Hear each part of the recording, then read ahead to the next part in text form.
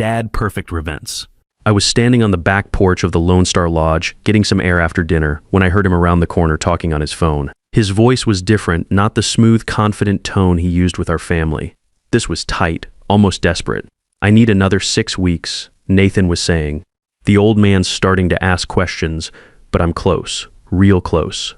The trust restructuring meeting is next month, and once I'm legally family. He paused, listening to whoever was on the other end. "No, you don't understand. This isn't some desperate widow with a few $100,000. We're talking about $18 million here. Construction empire, real estate portfolio, the whole package. I just need to keep playing the loving fiancé until after the wedding. My name is Vincent Carlisle. I'm 58 years old, and I've spent the last 35 years building a construction and real estate business here in East Texas. Started with a pickup truck and a toolbox after I got back from Vietnam, ended up with 47 employees and properties worth about $18 million. But right now, standing there listening to my granddaughter's fiancé talk about our family like we were his next business deal. None of that success mattered. What mattered was that Katie, my Katie, who still called me every Sunday just to talk about her week at the hospital, was about to marry a man who saw her as a path to our money. Katie is 29, works as a pediatric nurse at Dallas Children's Hospital, and she's got her grandmother's bright smile and her daddy's stubborn streak. She'd been dating Nathan Cross for 10 months, ever since a colleague introduced them at some hospital fundraiser. The whole family thought he was perfect for her. Charming, well-dressed, claimed to be an investment advisor specializing in cryptocurrency and real estate development. Always had interesting stories about his clients and their success. Said all the right things about family values and building a future together. Even asked my permission before proposing, which impressed my son Leonard and made Katie beam with happiness. But standing there on that porch, listening to him talk about playing the loving fiancé and timing trust meetings, I felt something cold settle in my stomach. The same feeling I used to get in Vietnam when something didn't smell right in the jungle. I stepped back quietly and went inside, smiled, shook hands with relatives, played the happy grandfather for the rest of the evening, but my mind was working. In the Army, we learn to trust your gut when something feels wrong. In construction, you learn that the prettiest facades sometimes hide the worst structural problems. And in 35 years of business, you learn that people who talk the most about their success often have the least to show for it. The thing was, Nathan talked a lot about his investment firm Cross Capital Strategies, about his clients in Dallas and Houston, about the cryptocurrency deals that were making his investors rich. But in 10 months of family dinners and barbecues, he'd never once shown us anything concrete. No business cards with real addresses, no client references, no documentation of these amazing deals he was always closing. I chalked it up to professional discretion. Wealthy people value privacy, and investment advisors have confidentiality agreements. But after what I'd heard on that porch, those explanations felt naive. The next morning, I called my grandson Ben. He's 32, my son Leonard's boy, works in cybersecurity for a tech firm down in Austin. Always been the smart one in the family, got his grandmother's brains and his grandfather's suspicious nature. More importantly, he's got the kind of technical skills that could help me figure out what Nathan Cross was really about. "Ben, I need you to drive up here today. Don't mention it to your dad or Katie. Just tell them you want to visit your old grandfather. What's going on, Grandpa Vince? Maybe nothing, maybe everything. Can you be here by noon?" We met at Billy's BBQ pit off Highway 259, a place where the brisket's been the same for 30 years and the owner doesn't care much for strangers eavesdropping on conversations.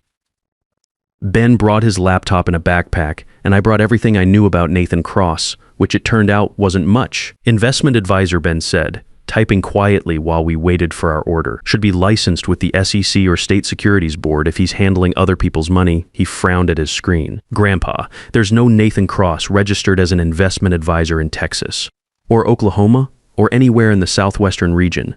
Keep digging." His company, Cross Capital Strategies. He's mentioned it at every family gathering. More typing, faster now. Company was supposedly incorporated in Delaware 2 years ago, but there's no business license filed in Texas.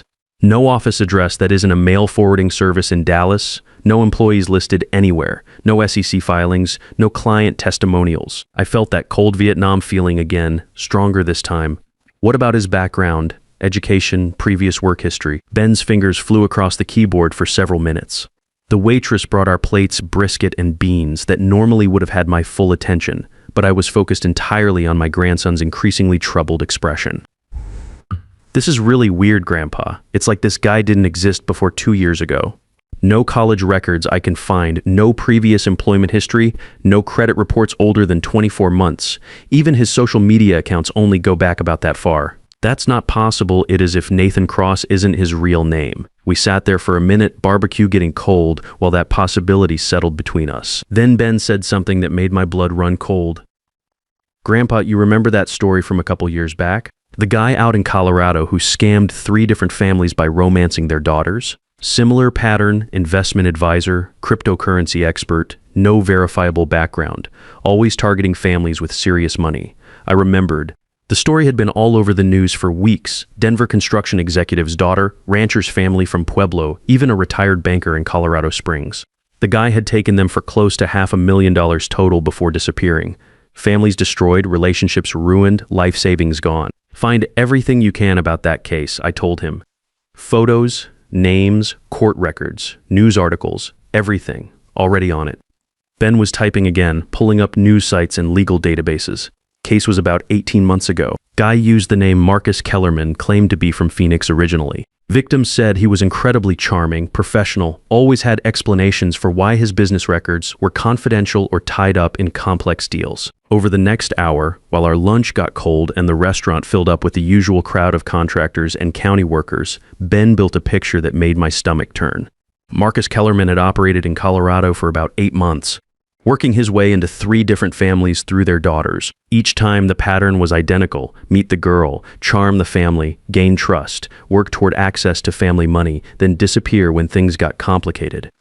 Look at this, Ben said, turning his laptop so I could see court documents from the civil suit. The Denver family, the Hendersons, they sued him for $180,000 he convinced their daughter, Sarah, to transfer from her trust fund. Said he needed it for a cryptocurrency mining operation that was about to go public. The photo attached to the court filing made my chest tight. Same face, same confident smile, just with darker hair and different glasses. It was Nathan Cross, no question about it.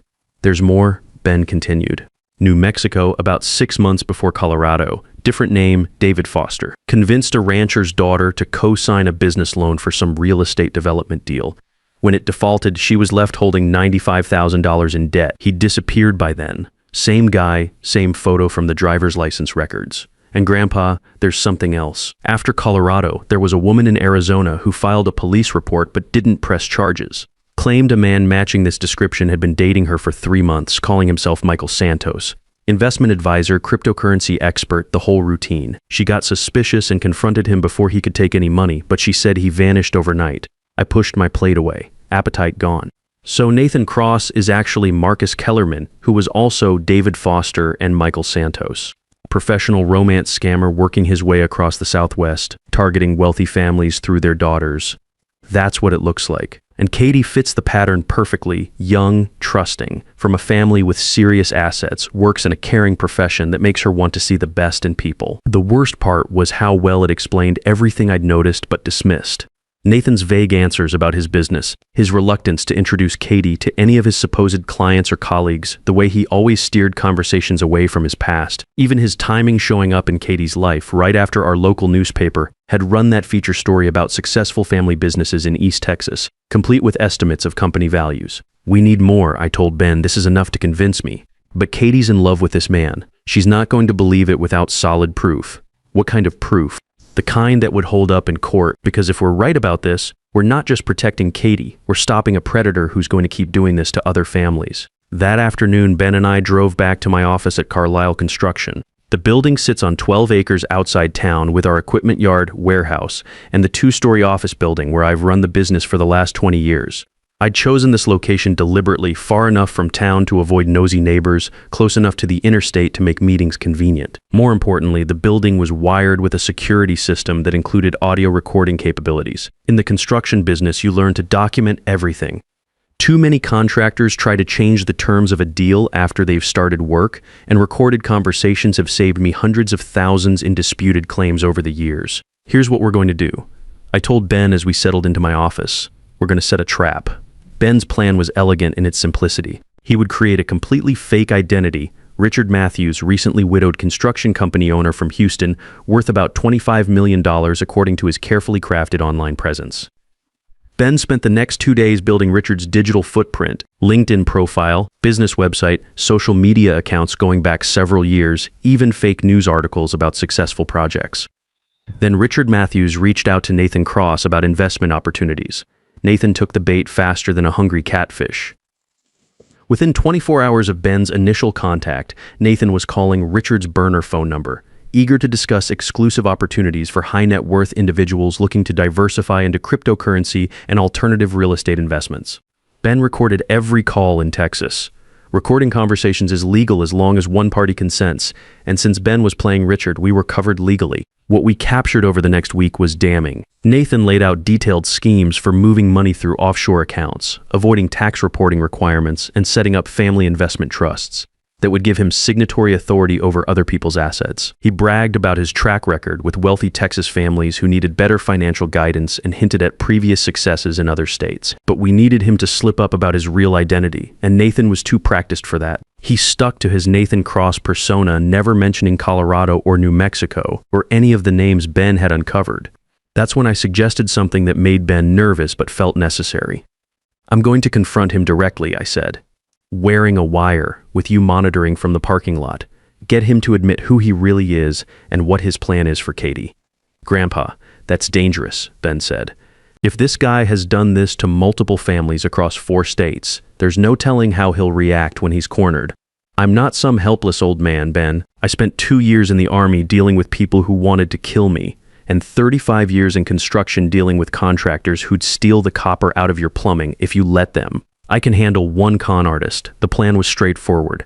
I'd invite Nathan for a private conversation about family financial planning at my office after hours. Ben would be in the parking lot, monitoring the wire and ready to call 911 if things went wrong. My lawyer, Patricia Wells, would be standing by with all our evidence, ready to contact the FBI's Financial Crimes Unit the moment we had Nathan's confession on tape. I called Nathan that evening. "Son, I'd like to have a man-to-man conversation with you about Katie's future. Can you meet me at my office tomorrow around 6 p.m. after the crew goes home so we can talk privately?" "Of course, Mr. Carlisle, I'd be honored to discuss our plans for Katie, our plans," like he was already part of the family. The next day crawled by like a wounded snake. I tried to focus on regular business, payroll, equipment maintenance, reviewing bids for a new shopping center project in Marshall, but my mind kept drifting to the evening ahead. Ben spent the day fine-tuning the recording equipment and going over our contingency plans. Remember, the goal is to get him to admit his real identity and his intention to defraud the family. Ben reminded me as he attached the tiny microphone to my shirt. "Don't push too hard too fast. Let him think he can talk his way out of it. I've been negotiating with lying contractors for 3 decades. I know how to handle this." Nathan showed up right on time, confident as ever. My office is on the 2nd floor of our main building, with windows overlooking the equipment yard where we keep our bulldozers, excavators, and crane trucks. I'd chosen this location for the meeting deliberately. If he tried anything physical, the fall would hurt but probably not kill. "Mr. Carlisle," he said, settling into the leather chair across from my desk. "Katie mentioned you wanted to discuss some family financial matters. I have to say I'm excited about the possibility of contributing to your family's continued success." Contributing, right? That's exactly what I want to talk about, Nathan, or should I say Marcus. I watched his face carefully. For just a split second, something flickered across his expression, not shock or confusion, but calculation. Like a poker player who'd just been called on a bluff and was deciding whether to fold or raise. "I'm sorry, sir, I don't understand." I opened the manila folder on my desk and slid 3 photographs across: Nathan from Katie's Facebook page, Marcus from the Colorado court records, David from a New Mexico newspaper article about the fraud case. All the same face, just with different hair and clothing.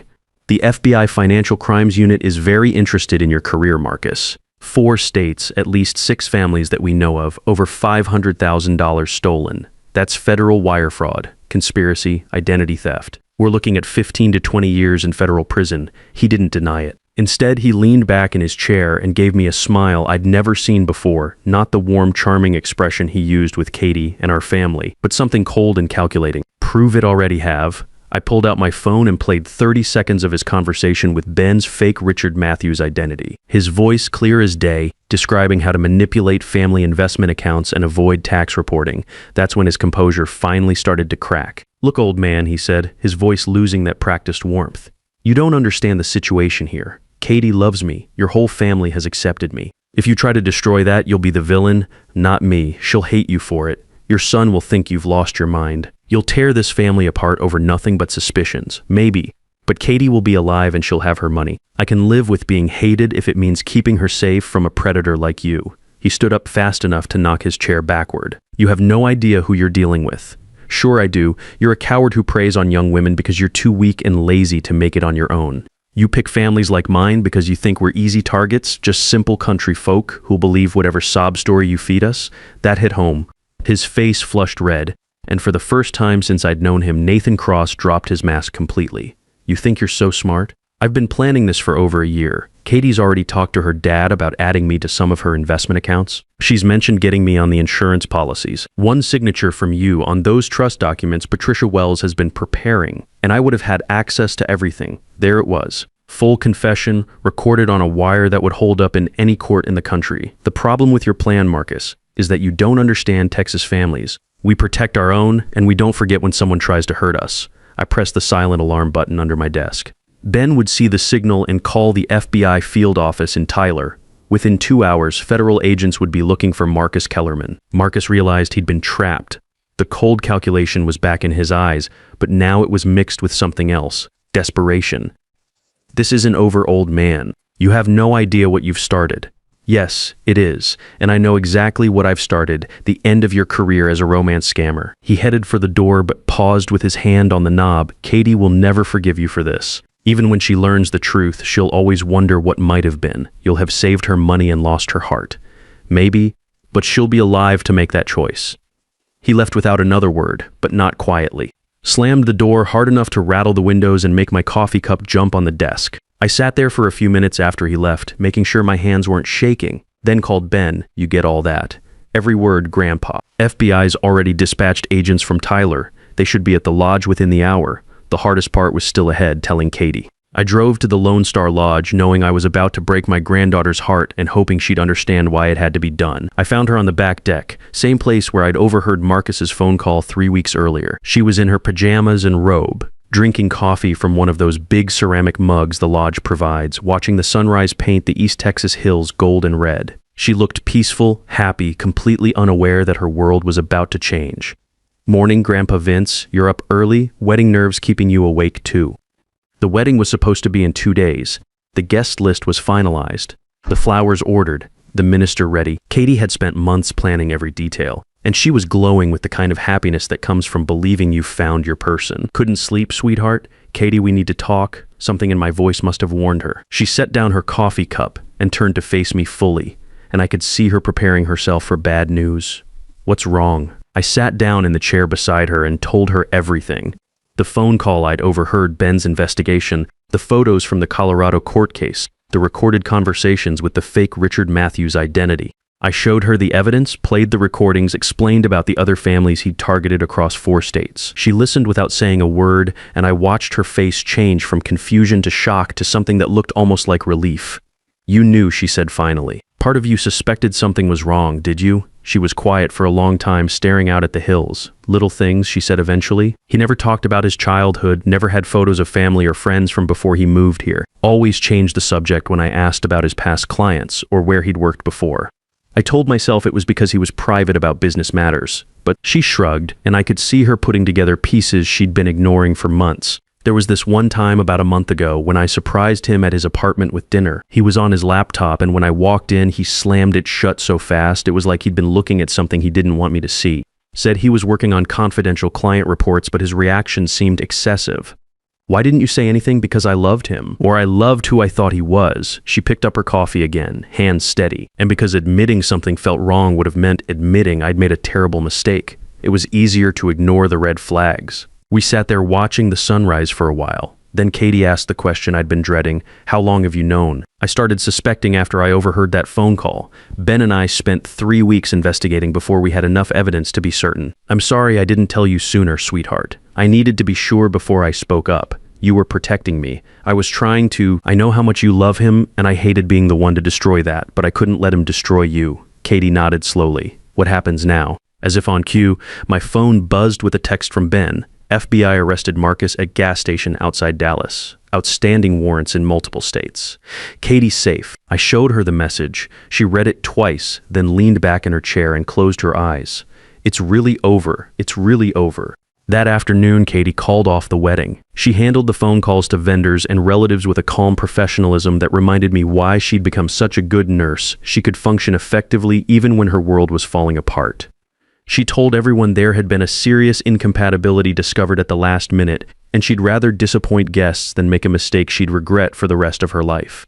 Most of our family and friends were understanding, a few pressed for details, but Katie deflected those questions with a grace I was proud to witness. The legal proceedings took months. Marcus Kellerman, his real name, we learned, pled guilty to federal wire fraud charges across 4 states. The prosecutors had built a case involving not just our family, but the previous victims in Colorado, New Mexico, and Arizona, plus 2 more families in Oklahoma that the FBI investigation had uncovered. He got 12 years in federal prison, and the court ordered restitution for all his victims.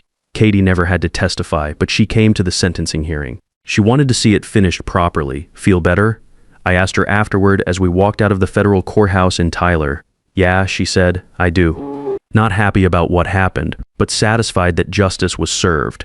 The trial revealed the full scope of Marcus's operation. He'd stolen over $800,000 from 8 different families over 4 years, always using the same pattern, romantic manipulation to gain access to family financial information, then elaborate schemes to transfer money into accounts he controlled. Our family had been his biggest target yet, but also his downfall.